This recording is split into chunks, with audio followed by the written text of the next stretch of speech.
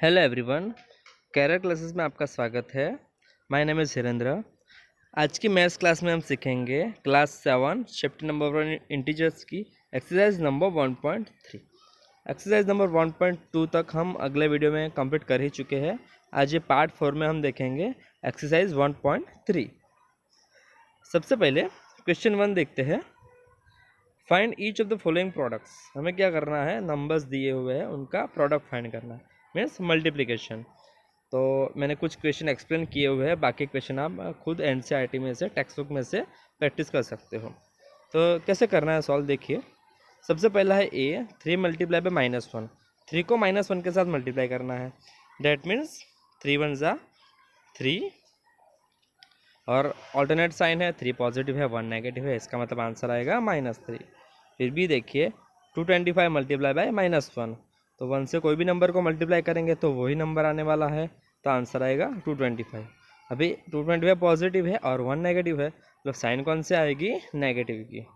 जैसे मैंने पहले इंट्रोडक्शन वाले जो वीडियो में आपको बताया था कि अगर सेम साइन है मल्टीप्लिकेशन में तो पॉजिटिव साइन रखनी है, अगर ऑल्टरनेट साइन है तो आपको नेगेटिव साइन रखनी है। बस आपको वही देखना है। जैसे सी क्वेश्चन है 21 मल्टीप्लाई बाय -30, तो आंसर आएगा, दोनों का जो मल्टीप्लिकेशन होता है 630 और दोनों नेगेटिव इंटीजर है, मतलब आंसर क्या आएगा, पॉजिटिव इंटीजर। और सिमिलरली डी में भी दोनों नेगेटिव इंटीजर्स है, तो आंसर आएगा 361 पॉजिटिव। फिर ई में देखिए आपको -15 और -18 और 0 तीनों वैल्यू का प्रोडक्ट करना है। तो यहाँ पे क्या है कि 0 से मल्टीप्लाई करना है, मतलब कोई भी वैल्यू को आप 0 से मल्टीप्लाई करोगे तो आंसर 0 ही आने वाला है, तो आंसर क्या आएगा, 0। ओके, सेकंड क्वेश्चन देखते हैं। Verify the following. वेरीफाई करना है। ए और बी क्वेश्चन दिए मैंने आपको सिर्फ ए ही समझाया है, बी आप सिमिलरली ए की तरह ही सॉर्ट आउट कर सकते हो। पहला देखिए ए, तो लेफ्ट हैंड साइड पे भी कुछ नंबर्स है, राइट हैंड साइड पे भी कुछ नंबर्स है, दोनों को इक्वल प्रूव करना है। तो पहले हम क्या करेंगे, लेफ्ट हैंड साइड को फाइंड करेंगे, जैसे मैंने लेफ्ट बॉक्स में दिया हुआ है और राइट हैंड बॉक्स में राइट हैंड साइड को सॉर्ट आउट किया है। दोनों का आंसर चेक करते हैं सेम आता है या नहीं। सबसे पहले लेफ्ट हैंड साइड लिख लो, 18 मल्टीप्लाई बाई ब्रैकेट में क्या है 7 प्लस ब्रैकेट में -3। तो यहाँ पे क्या करेंगे, सबसे पहले ब्रैकेट वाली वैल्यू को शॉर्ट करेंगे, तो प्लस माइनस माइनस हो जाएगा, तो क्या आएगा 7 -3। तो 7 - 3 होता है 4, तो 18 × 4 होगा, तो आंसर आएगा 72। सिमिलरली राइट हैंड साइड सबसे पहले लिख लो। ओके, राइट हैंड साइड लिख लिया हमें। तो पहले 18 7 ज़ा क्या होता है 126, प्लस फिर है 18 मल्टीप्लाई बाय -3, तो आपको पता ही है ऑल्टरनेट साइन, 18 3 ज़ा क्या होता है 54, तो ऑल्टरनेट साइन होने की वजह से -54 आंसर आएगा। फिर नेक्स्ट स्टेप में क्या करेंगे, प्लस माइनस माइनस हो जाएगा, तो 126 में से 54 माइनस होगा, तो आंसर क्या आएगा 72। तो डियर स्टूडेंट्स, यहाँ पे LHS और RHS दोनों के आंसर क्या आ रहे हैं, सेम। लेफ्ट हैंड साइड में भी 72, राइट हैंड साइड में भी 72, इसका मतलब दोनों साइड के इक्वेशन क्या है, सेम है। ओके, मतलब LHS = RHS। जैसे हमने ए वेरीफाई किया, सिमिलरली वैसे ही आपको बी वेरीफाई करना है। ओके, वो आप खुद प्रैक्टिस कर सकते हो। फिर एनसीईआरटी में से क्वेश्चन नंबर 5 देखेंगे। Question number 5, find the product using suitable properties. तो मैंने ए और बी एग्जांपल आपको एक्सप्लेन किए हैं, और भी क्वेश्चन ऐड है उसमें, तो आप सिमिलरली ऐसे ही आपको करना है। सबसे पहले ए देखिए, right down question A, 28 multiply by -48 plus -48 multiply by -36।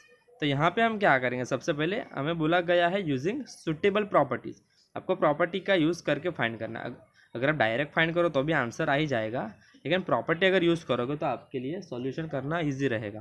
तो सबसे पहले एक स्टेप में क्या करेंगे, जैसे मैंने ब्रैकेट में लिखा है, multiplication is commutative for integers. Multiplication commutative है, मतलब आप डिजिट को आगे पीछे कर सकते हो। सबसे पहले क्या किया, 26 मल्टीप्लाई -48 है, तो -48 को आगे ले लिया, 26 को बाद में लिखा, और बाकी का स्टेप एज इट इज़ रखना है। अभी दोनों स्टेप में देखिए, पहले के स्टेप्स में यहाँ बीच में प्लस है, मतलब 2 टर्म्स है यहाँ पर, पहले और सेकंड दोनों में -48 कॉमन है, तो उससे हम क्या करेंगे, कॉमन निकाल देंगे। ब्रैकेट में क्या रह जाएगा 26 - 36। अभी क्या यहाँ पे देखिए, as per distributivity of multiplication, ये क्या हो गया, डिस्ट्रीब्यूटिविटी हो गई मल्टीप्लिकेशन की सब्ट्रैक्शन के ऊपर। तो 26 - 36 कर सकते हैं आप, तो आंसर आएगा -10। फिर दोनों वैल्यू का मल्टीप्लाई कर दो, दोनों इंटीजर नेगेटिव है, तो आंसर आएगा +480। ओके, तो जैसे इसको हमने सॉल्व किया वैसे ही हम करेंगे बी। तो write down question B, 8 into 53 multiply by -125। सबसे पहले क्या करेंगे, 8 को ऐसे ही रखेंगे, बाकी के दो इंटीजर्स को बॉक्स में लिखिए, ओके, 53 और -125 को। अभी अब मल्टीप्लिकेशन इज कॉम्पिटेटिव, कॉम्पिटेटिव है तो 125 आप आगे ले सकते हो, 53 को आप पीछे लिख सकते हो, जैसा हमने किया सेकंड स्टेप में। फिर थर्ड स्टेप में क्या करना है, पीछे जो ग्रुप दिया है उसको 8 के साथ ले लो, ग्रुप चेंज किया हमने, तो 8 इंटू क्या किया है -125, क्योंकि as per associativity for multiplication, तो आप ग्रुप को चेंज कर सकते हो, क्योंकि 125 और 8 का मल्टीप्लिकेशन ईजी है, तो उसका आंसर आता है -1000 इंटू 53। तो 53 को 1000 से आप इजीली मल्टीप्लाई कर सकते हो, 3 0 ऐड कर दो, तो आंसर आएगा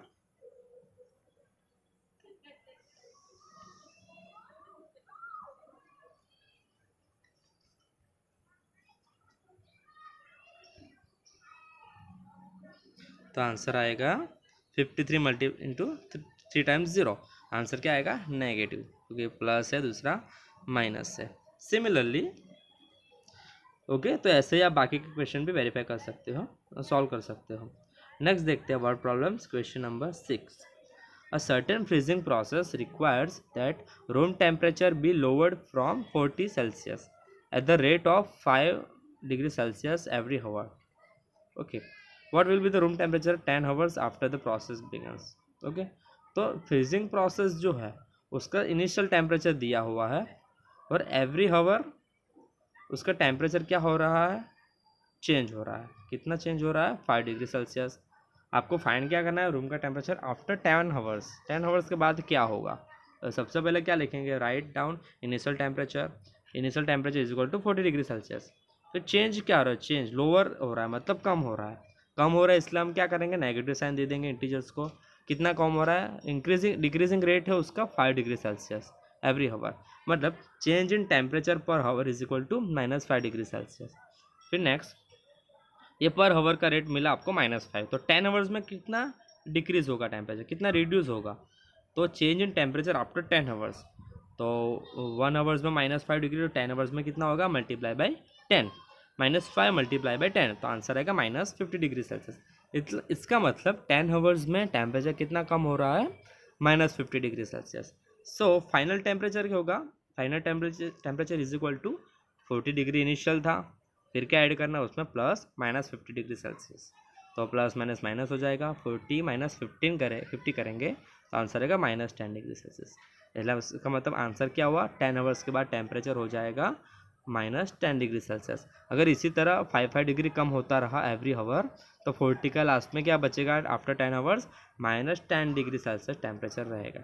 ये था इसका आंसर। समझ आया students? Okay, next question continue करेंगे। Question number 7। देखिए वर्ड प्रॉब्लम्स बड़ा है, ये 3 या 4 मार्क्स में एग्जाम में आ सकता है, और IMP भी है, काफ़ी बार एग्जाम में पूछा गया है। चलो पहले क्वेश्चन पढ़ते हैं। In a class test containing 10 questions, एक क्लास टेस्ट है उसमें कितने क्वेश्चन है, 10 क्वेश्चंस है। 5 marks are awarded for every correct answer and -2 awarded for every incorrect answer and 0 for question not attempt. मतलब जैसे कि कोई गेम जैसा है, अगर आप राइट आंसर देते हो तो आपको 5 मार्क्स मिलेंगे एक क्वेश्चन के, अगर एक क्वेश्चन आप रॉन्ग देते हो आंसर तो आपको -2 मिलेंगे, मतलब 2 मार्क्स आपके कट जाएंगे। अगर आप क्वेश्चन अटेम्प्ट ही नहीं करते हो तो आपको 0 मार्क्स मिलेंगे, ये कंडीशन है। और यहाँ पे अभी 3 क्वेश्चन दिए हुए हैं। पहला question, Mohan gets 4 correct and 6 incorrect answer. Mohan ने 4, टोटल 10 क्वेश्चन है, ये तो कंफर्म है, तो उसमें से 4 के उसने करेक्ट आंसर दिए और 6 के उसने इनकरेक्ट आंसर दिए। व्हाट इज़ हिज स्कोर, तो उसका फाइनल स्कोर क्या होगा। तो सबसे पहले हम फर्स्ट वाला सॉल्व करते हैं, तीनों क्वेश्चन हम इंडिविजुअली सॉल्व करेंगे। First question, marks given for 1 correct answer क्या है, 5 लिख दो। ओके, तो मोहन ने कितने करेक्ट आंसर दिए, 4, तो 4 करेक्ट आंसर के मार्क्स उसको मिलेंगे, 5 4 ज़ा 20। फिर marks given for 1 wrong answer -2 है, means marks given for 6 wrong answer is equal to क्या होगा, -2 मल्टीप्लाई बाय 6। ओके, 6 क्वेश्चन के रॉन्ग आंसर दिए हैं, तो 6 2 ज़ा क्या होगा 12, यानी -12 मार्क्स मिलेंगे। 4 करेक्ट के उसको 20 मिले और 6 रॉन्ग के उसको मिले -12।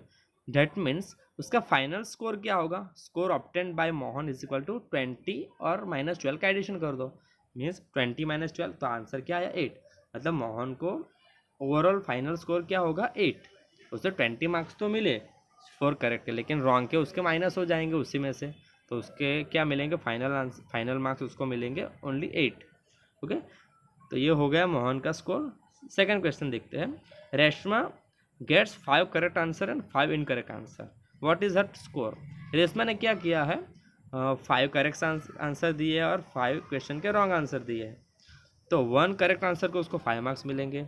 Marks given for 5 correct answer क्या हो जाएगा, 5 करेक्ट या मतलब 5 5 25।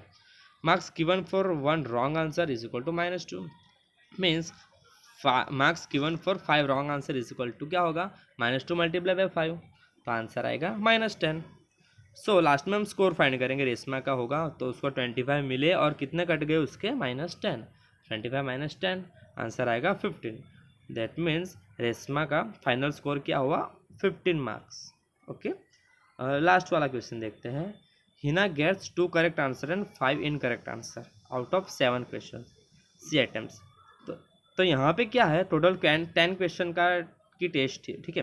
तो हिना ने सिर्फ 7 क्वेश्चन अटैम्प्ट किए, देखो यहाँ पे दिया हुआ है ओनली 7 क्वेश्चन सी अटैम्प्ट्स, 7 ही अटैम्प्ट किए, मतलब 3 अटैम्प्ट नहीं किए, मतलब 3 के उसको कितने मार्क्स मिलेंगे 0, नेगेटिव भी नहीं होंगे, उनको 0 मिलेंगे। वे 7 क्वेश्चन में से उसने सिर्फ 2 करेक्ट आंसर दिए और 5 इनकरेक्ट आंसर दिए, तो उसका स्कोर फाइंड करते हैं। Marks given for 2 correct answer is equal to क्या हो जाएगा, आपको बताइए 1 मार्क्स का 5 है तो 2 का कितना होगा, 5 2 ज़ा 10। Marks given for 5 wrong answer, 1 marks का -2 कटता है, तो 5 रॉन्ग क्वेश्चन का कितना कटेगा, 5 2 ज़ा -10, तो उसको टोटल 7 में से 2 करेक्ट के 10 मार्क्स मिले और 5 इनकरेक्ट के उसको -10 मिले, तो फाइनल स्कोर क्या हो जाएगा 10 - 10 0। क्योंकि नहीं अटैम्प्ट किया उसको तो मिलने ही नहीं वाले, 0 मिलने वाले, तो उसको ऐड नहीं करना है, मीन्स हिना का स्कोर फाइनल होगा 0। तो स्टूडेंट्स ऐसे इसको सॉल्व करना है, समझ आया। अगर पहला मोहन वाला आप सही से एक्सप्लेन कर लो, समझ लो, तो सेकंड और थर्ड सिमिलरली वैसे ही करना है। ओके, ये था क्वेश्चन नंबर 7। ऐसे एक और एक एग्जाम्पल में भी ऐसा सिमिलर क्वेश्चन है, वो भी आप प्रैक्टिस कर सकते हो। नेक्स्ट देखते हैं क्वेश्चन नंबर 8। क्वेश्चन ध्यान से समझिएगा पहले। A cement company earns a profit of rupees 8 per bag of white cement sold and loss of 5 rupees per bag of grey cement sold. Statement समझ आया स्टूडेंट्स। इसका मतलब क्या है, एक सीमेंट कंपनी है तो उसके पास 2 टाइप्स के सीमेंट बैग है, एक वाइट सीमेंट बैग है और दूसरा ग्रे सीमेंट बैग है। तो अगर कंपनी एक वाइट सीमेंट का बैग सेल करती है, सोल्ड करती है वाइट सीमेंट का, तो उसको कितना प्रॉफिट होता है 8 रुपीज़, एक बैग पे उसको 8 रुपये मिलेंगे, 8 रुपीज़ मिलेंगे। और दूसरा किस्सा क्या है, अगर वो ग्रेट सीमेंट बेचती है, ग्रे सीमेंट का बैग बेचती है, तो उसको 5 रुपीज़ क्या होगा, लॉस होगा, मतलब उस पर मुनाफा नहीं मिल रहा कंपनी को प्रॉफिट मिल रहा है सिर्फ वाइट सीमेंट के बैग पे, ग्रे सीमेंट के बैग पे उसको नुकसान हो रहा है। वो भी रेट दिया हुआ है, वाइट सीमेंट का 8 रुपीज़ मिलेगा पर प्रॉफिट और ग्रे सीमेंट पे 5 रुपीज़ लॉस होगा। ओके, मतलब माइनस होगा। तो चलो कंडीशन पढ़ते हैं। सबसे पहला ए देखते हैं, बाद में बी सॉल्व करेंगे। The company sells 3000 bag of white cement, company ने कितने बैग सेल किए हैं, 3000 बैग सेल किए वाइट सीमेंट के, and 5000 bag of grey cement in a month, एक मंथ में ग्रे सीमेंट के 5000 बैग सेल किए, ठीक है। तो व्हाट इज इट्स प्रॉफिट और लॉस, तो मैं पूछा गया उसका प्रॉफिट होगा या लॉस होगा और कितना होगा। ओके, तो सबसे पहले हम क्या करेंगे, प्रॉफिट फाइंड करेंगे, उसके बाद लॉस फाइंड करेंगे, फिर देखेंगे दोनों में से कौन सी वैल्यू बड़ी है। अगर प्रॉफिट वाली वैल्यू बड़ी होगी तो मीन्स प्रॉफिट होगा, अगर लॉस वाली वैल्यू ज़्यादा होगी तो लॉस होगा। चलो पहले सॉल्व करते हैं इसको, बाद में पी पार्ट समझेंगे। पहला है profit earned while selling 1 bag of white cement, तो एक वाइट सीमेंट सेल करने पे, सेलिंग पे कितना प्रॉफिट मिलता है, ₹8, तो हमने यहाँ पे लिख के दिया ₹8। मीन्स कंपनी ने कितने सेल किए, क्वेश्चन में देख के बताओ, वाइट सीमेंट बैग के कितने सेल किए, तो 3000 सेल किए, तो एक पे 8 रुपीज़ मिल रहे हैं, तो 3000 बैग के कितने पैसे मिलेंगे, that mean profit earned while selling 3000 bag of white cement. तो 8 को 3000 से क्या करना है, मल्टीप्लाई। तो आपको पता ही है कि अगर 8 मल्टीप्लाई बाय 3000 करेंगे, 8 मल्टीप्लाई बाय 3000 आंसर आएगा 24,000। इस प्रॉफिट कितना हुआ 24,000। Similarly loss incurred while selling 1 bag of grey cement, अगर एक ग्रे सीमेंट बैग सेल करती है कंपनी तो उसको लॉस हो रहा है तो हम वो वैल्यू को नेगेटिव लेंगे, मीन्स -5 रुपीज़। तो सिमिलरली कंपनी ने कितने बैग सेल किए ग्रे सीमेंट के? Loss incurred while selling 5000 bag of grey cement, means -5 multiply by 5000, 5 5 25 होता है, मीन्स आंसर क्या आएगा? -25,000। तो यहाँ पे देखिए स्टूडेंट्स, क्लियरली दिख रहा है प्रॉफिट वैल्यू 24,000 है और लॉस वैल्यू है -25,000। तो कौन सी वैल्यू बड़ी हुई? तो यहाँ पे लॉस वाली वैल्यू ज़्यादा है 25,000। ओके, नेगेटिव साइन क्या दिखाती है? कि लॉस हो रहा है, लेकिन वैल्यू बड़ी छोटी कौन सी होगी? बड़ी हो, लॉस ज़्यादा है, यहाँ पे लॉस ज़्यादा हो रहा है, प्रॉफिट कम हो रहा है। तो हम फाइन क्या करना है? कितने पैसे कंपनी ने कमाए, means total profit oblique loss earn. Profit या loss is equal to profit plus loss करेंगे। Profit value 24,000 plus loss value -25,000, plus minus minus हो जाएगा। 24,000 माइनस 25,000 करेंगे, आंसर आएगा -1,000। तो आंसर नेगेटिव आ रहा है। तो नेगेटिव साइन क्या इंडिकेट करती है? कि कंपनी को लॉस हो रहा है, प्रॉफिट नहीं हो रहा। तो लॉस कितना हो रहा है? 1000 रुपीज़। तो आंसर हम क्या लिखेंगे? Therefore a loss of ₹1000 will be incurred by the company. Company को 1000 रुपीज़ का लॉस हो रहा है। जो रुपीज़ वाली अमाउंट है उसको हम नेगेटिव नहीं बोल सकते, हम उसको एज अ लॉस कंसिडर करेंगे। 1000 रुपीज़ लॉस हो रहा है। तो ये था क्वेश्चन ए का एक्सप्लेनेशन। सिमिलरली क्वेश्चन बी देखते हैं। क्वेश्चन बी में थोड़ा सा अलग है, आई थिंक आपको ये समझ में आ गया होगा। बी देखते हैं।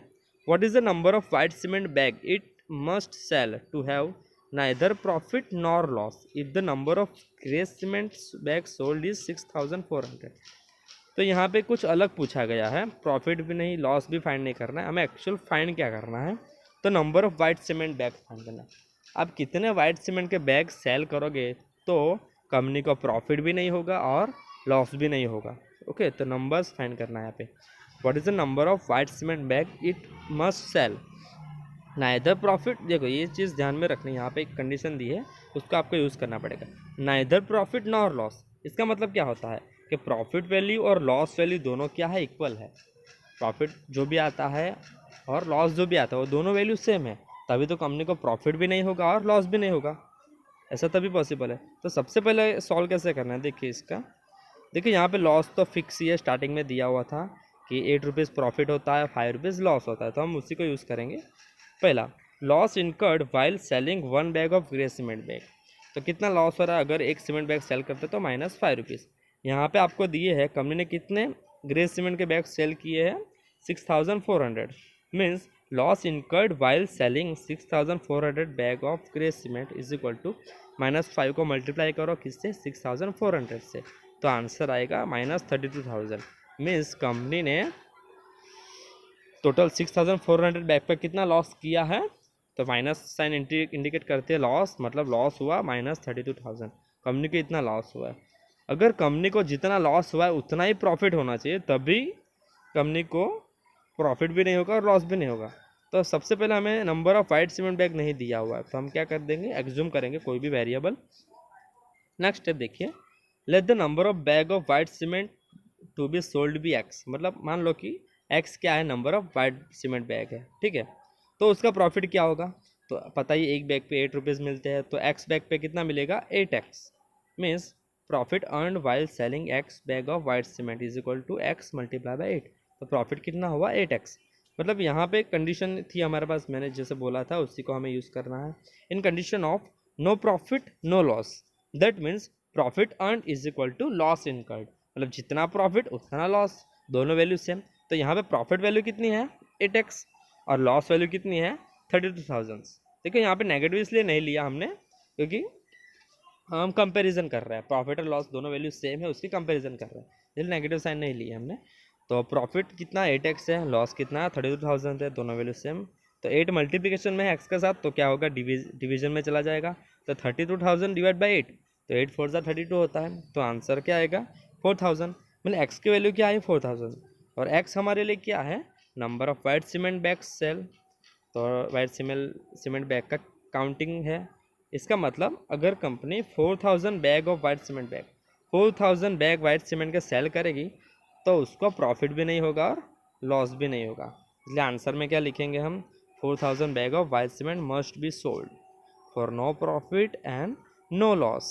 ओके, तो ये थी एक्सरसाइज। ओके, तो मेरे ख्याल से आप सबको समझ में आ गया होगा। ओके, तो अभी बाकी के जो भी क्वेश्चंस है इसमें ऑलमोस्ट सारे कवर अप हो चुके हैं। बाकी क्वेश्चन सिमिलर टाइप से जो थे मैंने बोला था आपको खुद प्रैक्टिस करना है। ओके, वीडियो देखने के लिए धन्यवाद। Thank you.